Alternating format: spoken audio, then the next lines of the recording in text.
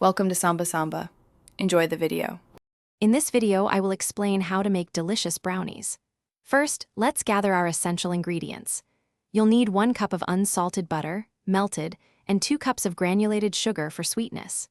Don't forget 4 large eggs and 1 teaspoon of pure vanilla extract to enhance the flavor. For the dry components, have 1 cup of all-purpose flour, 3/4 cup of unsweetened cocoa powder, 1/2 teaspoon of baking powder, and 1/4 teaspoon of salt ready.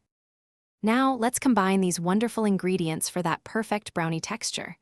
In a large bowl, whisk the melted butter and granulated sugar until they are smooth and fully incorporated.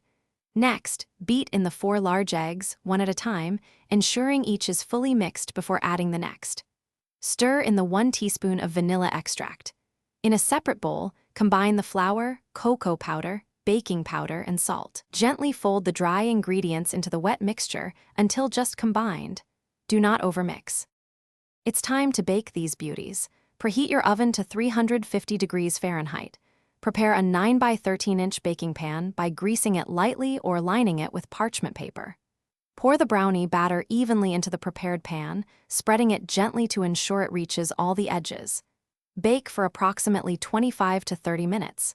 To check for doneness, insert a toothpick near the edge. It should come out clean. A few moist crumbs from the center are ideal for fudgy brownies. The hardest part is waiting, but proper cooling is crucial for perfect brownies. Let them cool completely in the pan on a wire rack for at least 2 hours. This patience ensures they set properly and allows for clean, neat cuts. Once fully cooled, use a sharp knife to cut them into 24 even squares. You can enjoy them plain, warm with a scoop of vanilla ice cream, or simply dusted with a little powdered sugar. They are truly a delightful treat. Thanks for watching.